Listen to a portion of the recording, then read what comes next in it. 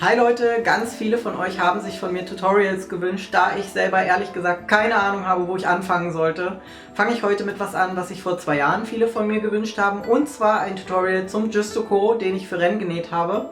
Den Justo-Co seht ihr hier rechts neben mir. Ein Justo-Co ist einfach ein Herrenmantel, der in die Barock-Rokoko-Zeit fällt. Da es zu lange dauern würde, euch den ganzen Mantel zu zeigen und dieser Schnitt sehr kompliziert ist, zeige ich euch einfach, wie ich die Rosen gemacht habe, die Goldborten, die kleinen Blättchen, den ganzen kleinen Klimbim, der an diesem Mantel rumhängt. Das werde ich euch heute zeigen.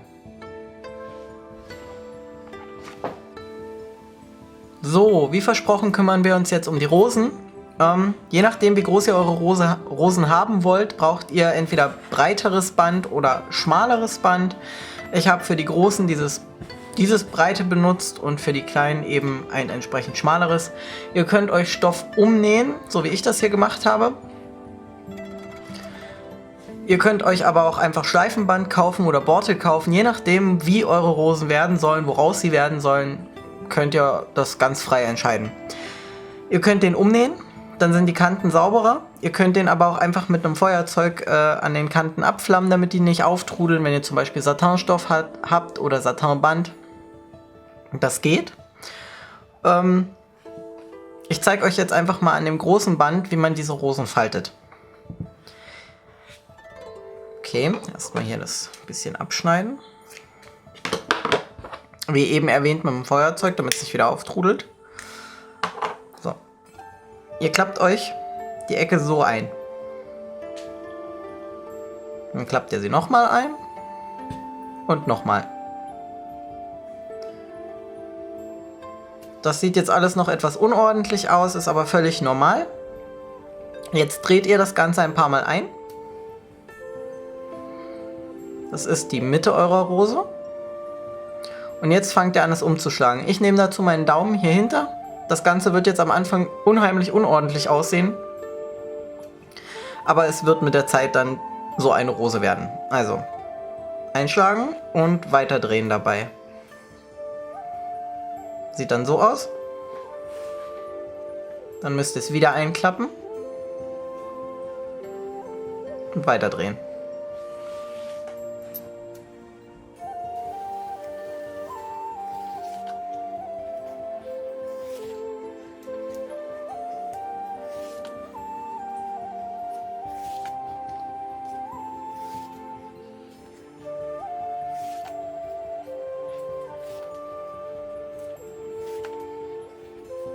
Ihr könnt das irgendwann hier oben anfassen und hier unten zwischen den Fingern fixieren. So habe ich das gemacht. Es hält sich für mich einfacher. Und dann dreht ihr weiter.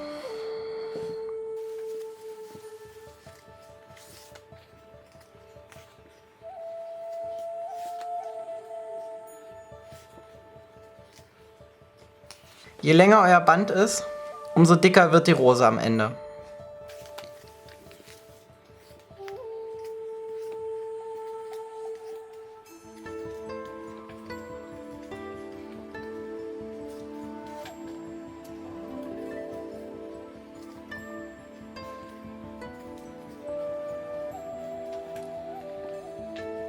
So, nun haben wir das Ende erreicht. Jetzt habt ihr das letzte Stück, das könnt ihr auch wieder nach unten klappen. Und da die Rose so nicht hält, müsst ihr sie jetzt hier am unteren Ende noch festnähen. Dann nehmt ihr euch eine Nadel, möglichst mit einem Faden in der Farbe eures Stoffes.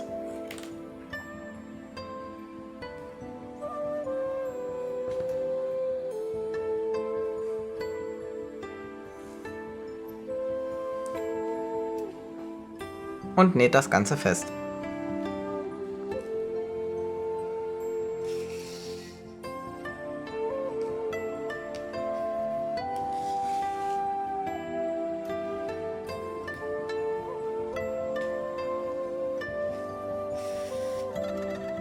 Da das Ganze alles auf der Unterseite ist und hinterher an einem Kleidungsstück befestigt wird oder auf eine Haarspange geklebt wird, je nachdem wofür ihr euch entschieden habt, muss es nicht schön aussehen von unten.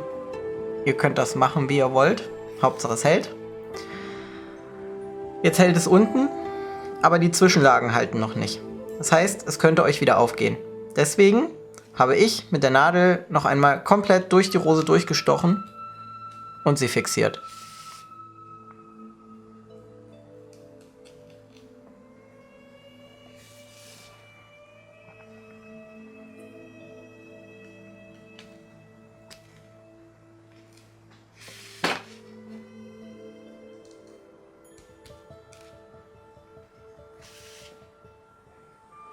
So, wenn ihr das gemacht habt und euch nichts mehr auseinanderfällt, habt das schon fast geschafft. Dann nehmt ihr den Faden und wickelt den hier unten ganz am Ende ein paar Mal um den Strunk drumrum und knotet euch das Ganze dann fest.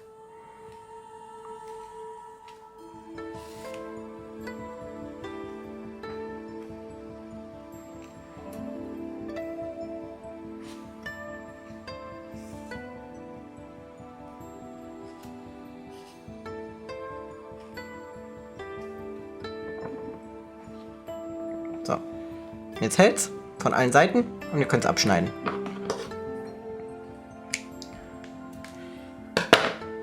Da das Ganze ja an einem Kleidungsstück befestigt werden soll und dieser Strunk hier jetzt unglaublich stören würde, wenn ihr den dran lasst, schneidet ihr ihn einfach ab.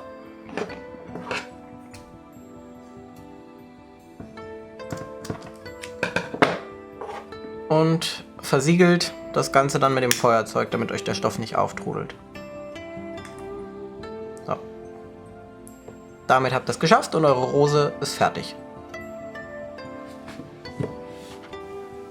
So, da unsere Rosen, so wie sie jetzt sind, noch sehr nackt aussehen, wollen wir natürlich noch Blätter dafür machen.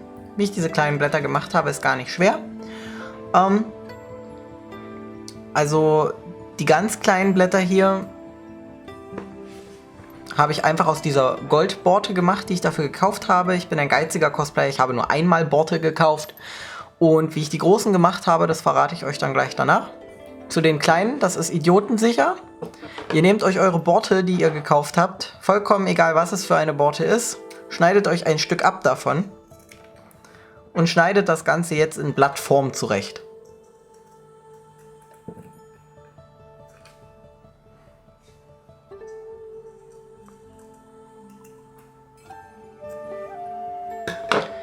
Da ihr dabei jetzt genau dasselbe Problem habt wie beim Stoff, dass das nämlich auseinander trudelt, wenn ihr es nicht mit dem Feuerzeug abflammt, macht ihr genau das. Ihr nehmt euch ein Feuerzeug und brennt die Kanten etwas ein. Möglichst nicht eure Finger anbrennen. Es gibt auch Pinzetten für sowas. Ich habe gerade keine Ahnung, wo meine ist. So, damit habt ihr die kleinen Blätter quasi schon fertig. Da das an so einer großen Rose mit so einem kleinen Blatt aber unglaublich dämlich aussehen würde, musste ich natürlich große Blätter machen. Das sind die. Die großen Blätter haben, wie ihr hier sehen könnt, so eine kleine Lücke. Und das hat folgenden Grund. Wie eben schon erwähnt, bin ich geizig und habe nur einmal Borte gekauft. Ich wollte die Blätter aber alle in dieser Goldborte haben. Das heißt, um große Blätter zu machen, habe ich sie einfach auf ein Stück Satin-Stoff geklebt. Und weil es doof aussah, als sie komplett nebeneinander lagen, habe ich diese Lücke gelassen. Das könnt ihr alles machen, wie ihr wollt. Ihr könnt euch auch 10-mal Borte kaufen in verschiedener Breite, in trotzdem derselben Farbe. Das ist ganz nach eurem Belieben. Ich wollte es unbedingt so machen. Und da das aber blöd aussieht, wenn man jetzt diesen Hohlraum genau in der Mitte hat, habe ich sie schräg ausgeschnitten. Das ist genau dasselbe Prinzip wie bei den kleinen Blättern. Ihr nehmt euch ein Stück davon. Je nachdem, wie groß das Blatt werden soll, schneidet ihr es ab.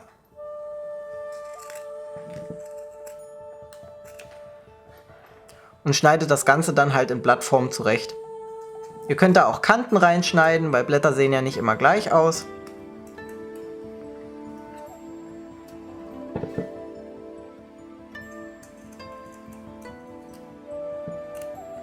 Auf den Stoff geklebt habe ich es übrigens mit Flisofix. Was das ist, könnt ihr entweder googeln oder ich mache euch mal ein schönes Tutorial dazu. Das ist super. Das ist eine Bügelfixierung. Und wie ihr hier sehen könnt, ist das ganze Blatt. Ihr macht es wie bei den kleinen Blättern und flammt das Ganze an den Seiten etwas ab, damit es nicht auftrudelt.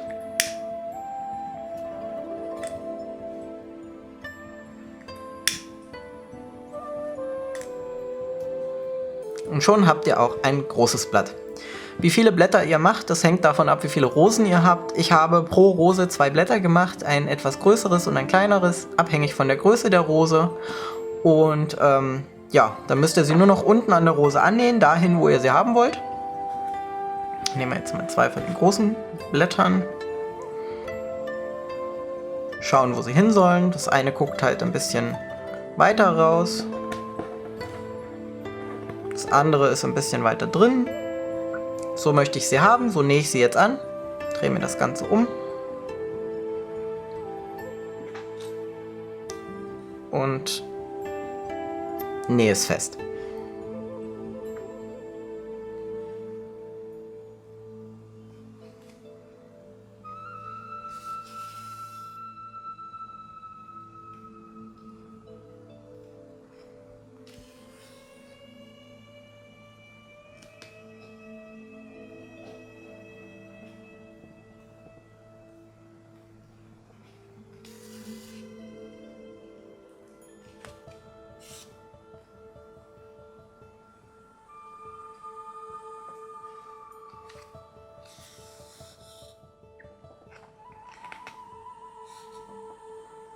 Wenn euch das Ganze so zu wackelig ist, könnt ihr es auch hier vorne nochmal festnähen. Mir hat es so tatsächlich gereicht, weil ich habe es ja dann noch an dem Kleidungsstück festgenäht.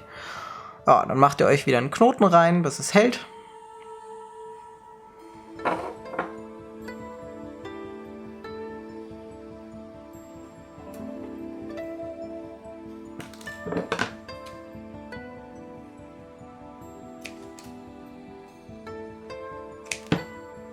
Und damit habt ihr es dann auch schon geschafft. Eure Rose ist fertig. So sieht das Ganze aus, wenn es fertig ist. Zumindest sieht es bei mir so aus, nachdem es fertig war. Ich habe eine große Rose und 2 kleine nebeneinander gesetzt. Ich habe die kleinen Blätter überall dran, wie ihr seht. Und das Einzige, was ich euch jetzt noch zeigen kann, ist, wie ich die Ranken gemacht habe, die auf dem Justuco drauf sind. Die Blätter sind genau dasselbe wie bei den Blüten. Und die Ranken sind so einfach zu machen, dass ihr euch wahrscheinlich an den Kopf fasst und sagt, da hätte ich auch selbst drauf kommen können. Ihr nehmt euch dafür wieder die Borte oder die Schleife oder das Stück Stoff in der Farbe, wie ihr diese Ranken haben wollt. Und also bei mir ist es so breit und ihr klappt euch das dann auf die Hälfte und näht es fest aneinander. Sieht bei mir dann so aus. Extra mit Orange genäht, damit ihr seht, dass die Naht dort lang läuft.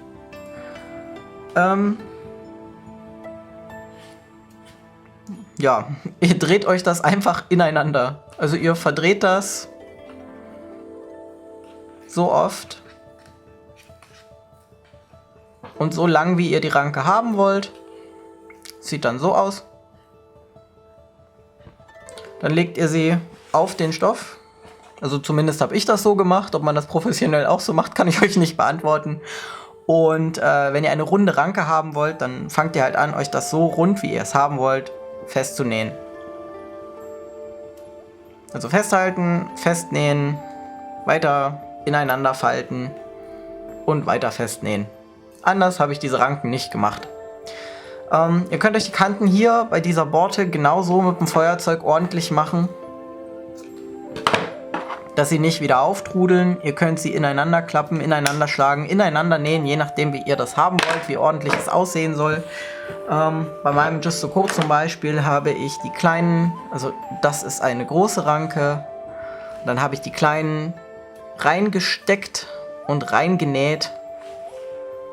Viel mehr ist an der ganzen Sache nicht dran und viel mehr kann ich euch nicht zeigen. Das war's dazu, das waren die Rosen, die Ranken, die Verzierungen und ja, ich hoffe, ihr habt Erfolg, wenn ihr das nachmachen wollt. So, wie versprochen einmal die Komplettansicht des Justuco. Ihr seht hier die ganzen kleinen Details. Etwaige Fehler beim Nähen bitte einfach ignorieren. Es war das erste Mal, dass ich sowas genäht habe. Die Rosen, die ganzen kleinen Blättchen. Ja. So, das war's auch schon mit meinem ersten Tutorial. Es ist nicht perfekt, aber ich hoffe, es hat euch einige Fragen beantwortet, wie ich meinen Justuco verziert habe.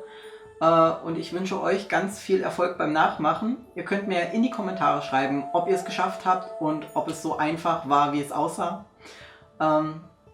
Ja, wir sehen uns einfach beim nächsten Mal. Ciao!